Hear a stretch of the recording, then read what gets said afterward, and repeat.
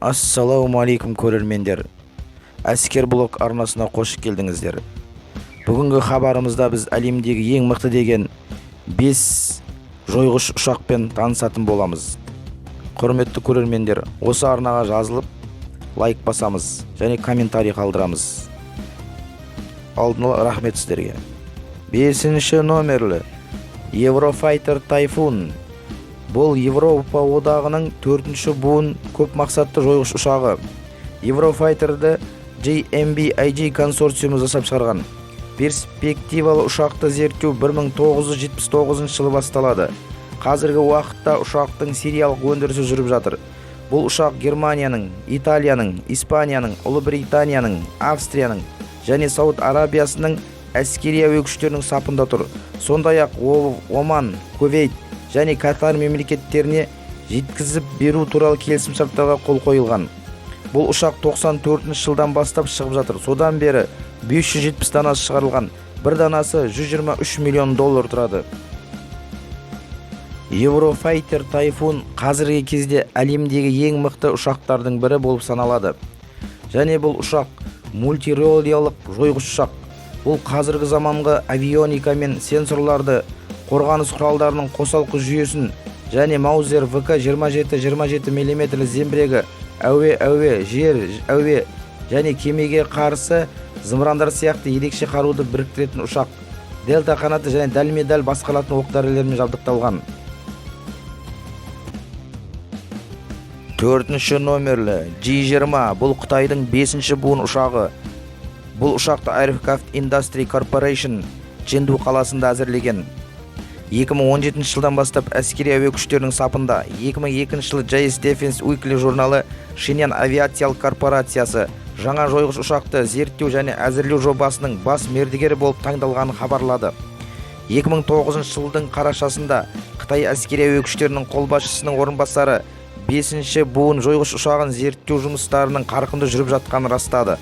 2010 жылдың қараша айында бірнеше қытайлық бақ құралдары алғашқы 2 планердің дайын екені туралы хабар таратады.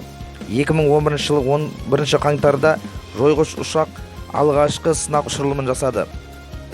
2011 жылдың тамызына қарай 27 сынақ ұшырылымы жасалған болатын. 2012 жылдың ақпандағы жағдай бойынша 60 сынақ ұшырылымы жасалынған. 2014 жылдың ақпанда әуеге 2011 номерлі борт көтерілді. Бұл ұшақтың дизайны әуелгі ұшқан прототиптерінен айтарлықтай өзгеше болатын. Кішірек көлденең қиманы алған ауа кіретін жерлерге өзгерістер енгізілді. Бұған қоса фонардың әйнегінде американдық F-35-те еске түсіретін қуат доғасы пайда болды. 2016 жылдың 1 қарашасында бұл ұшақ авиағарыш көрмесінде көпшілікке ұсынылды. 2016 жылдың желтоқсанында алғашқы ұшақтар 176 бригадының құрамына енгізілді. Бұл бригада Қытай халық азаттық армиясының әскери әуе күштерінің оқу сынақ орталығына жататын. Ал 17 жылы бұл ұшақ әскери әуе күштерінің сапына ресми түрде қабылданды.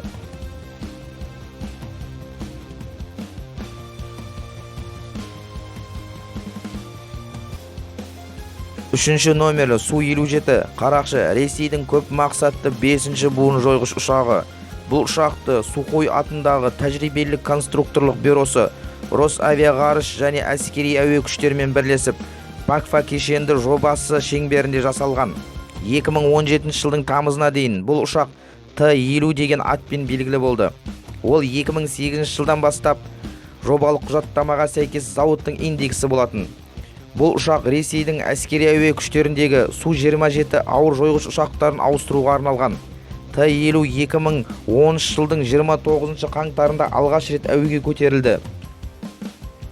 Бұл ұшаққа Су-57 деген атау 2017 жылдың 11 тамызында берілді.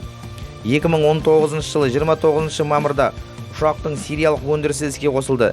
Ресей президенті Путин 2010 жылдың жазында ұшақтың сынау барысын бақылай келе, ұшақты жасаудың бірінші кезеңінде 30 миллиард рубль жұмсалды. Жобаны аяқтау үшін осынша қаражат қажет деген болатын. Ол содан кейін қозғалтқышты қару-жарағын модернизациялау басталады деп түсіндірді. Сонымен бірге Путиннің айтуынша ұшақ шетелдік аналогтардан 2,5-3 есеге арзан болады. Арзанның сорпасы татымайды деп атам қазақ бекер айтпаса керек. 2012 жылы Үндістанның әскери әуе күштері Су-57 ұшағын $100 миллион сатып алуды жоспарлаған еді. Алайда 2018 жылдың сәуірінде Үндістанның әуе күштері FIGHI жобасынан шығуға мәжбүр болды. Оған себеп ұшақтың жасалуының айтарлықтай кешігуі, шығындардың өсуі және ұшақтың технологиялық мүмкіндіктеріне күмәндану себеп болды. Бұл Су-57 ұшағы 9А1-4071К 30 мм әуе зеңбірегімен жабдықталған. Бұл зеңбірек алғаш рет 14 жылы сынақтан өткен. Бұл зеңбіректі Тула прибор жасау конструкторлық бюросы жасап шығарған. Бұл жаңа зеңбірек 80 жылдардан бері шығып жатқан GS-31-дің жаңартылған түрі болатын. Екінші номерлі F-35 найзағай американдық Lockheed Martin фирмасы 3 нұсқада жасаған жасырын көп мақсатты 5-ші буын жойғыш бомбалаушы ұшағы. F-35A әскери әуе күштері үшін жасалған. F-35B бұл қысқа қашықтықтан ұша алатын, бір орыннан әуеге көтеріле алатын ұшақ. F-35C палубалық ұшақ әскери теңіз күштеріне арналған. Бұл консорциумға Lockheed Martinнен бөлек Northrop Grumman Corporation, Pratt & Whitney, Rolls-Royce, Allison және British Aerospace және жекелеген бөлшектер жасауға Skunk Works және Aeronautica System қатысты. Бұл ұшақтың өндірісі 2006 жылы басталды. Содан бері 570 данасы шығарылған. Құны F-35A-ның $83,4 миллион, F-35B $108,1 миллион, F-35C $93,3 миллион. F-35-тің конструкциясын таңдау 2001 жылғы Boeing X-32 мен Lockheed Martin X-35 арасындағы бәсекелестігінің нәтижесінде жасалды. Бұл бағдарламада F-16, A-10, F-A-18, AV-8B ұшақтарын ауыстыру үшін қысқа қашықтықтан ұшу мүмкіндігі, сондай-ақ бір орыннан ұшу және қону мүмкіндігі бар әскери әуе күштері, әскери теңіз күштері мен теңіз жаяу әскері үшін ұшақтың бірыңғай моделін жасау көзделген болатын. Ол сондай-ақ британдық Sea Harrier ұшағын алмастыруы керек болатын. 2011 жылы 25 ақпанда бірінші сериялы алғашқы F-35 AF-6 әуеге көтерілді. Ал 6 мамырда бірінші сериялы ұшақ AF-7 ақш әуе күштеріне берілді. Ұшақ Калифорниядағы Эдвардс әскери әуе базасына тіркелді. Бұл болашақ буын реактивті жойғыштың ұшқыштарына ұшақтың кабинасынан көруге мүмкіндік беретін шлеммен жабдықталған. Жабдық F-35 үшін жасалған және қазіргі уақытта Ұлыбританиялық қорғаныс министрлігінің Вилтширдегі зерттеу департаменті сынақтан өткізуде. Бұл ұшақ қазіргі таңда ақш-тың, Ұлыбританияның, Австралияның, Израильдің, Жапонияның, Нидерландының, Италияның, Норвегияның әскери әуе күштерінің сапында тұр.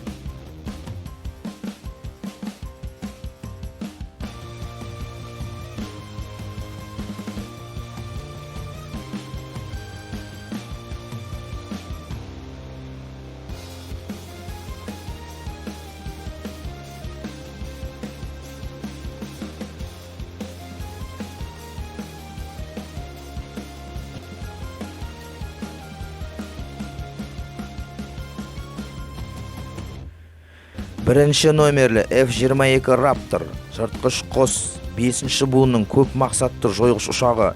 Бұл ұшақты Lockheed Martin, Boeing және General Dynamics компаниялары бірлесіп жасаған. Бұл ұшақтың міндеті жау авиациясымен күресу, әскерлер мен тыл нысандарын әуе соққыларынан қорғау, сондай-ақ күндіз-түні қарапайым және күрделі ауа райы жағдайында жауды барлау. F-22 бұл 5-ші буынның алғашқы ұшағы. 1981 жылы ақш әскери әуе күштері жаңа реактивті жойғыш ұшаққа F-15 Eagle'ді алмастыратын талаптарын тұжырымдады. Жаңа ұшақтың соның ішінде жетілдірілген авиониканың, цифрлық басқарылатын жаңа қозғалтқыштардың барлық ең жаңа үлгілерін ұсынылды. Сонымен қатар, ол радарлар үшін көрінбейтін және көп мақсатты болуы керек еді. Ұшақтың сериялық өндірісі 2001 жылы басталды. 2003 жылы 14 қаңтарда бірінші сериялы алғашқы F-22 Невада шөліндегі Неллис әскери базасына қабылданды. 2004 жылға қарай барлығы 51 ұшақ жасалды. 2006 жылы алғаш рет Ленгли әскери әуе базасында орналасқан жауынгерлік бөлімшеге 27-ші тактикалық жойғыштар эскадрильясы жаңа ұшақтарға толығымен көшті.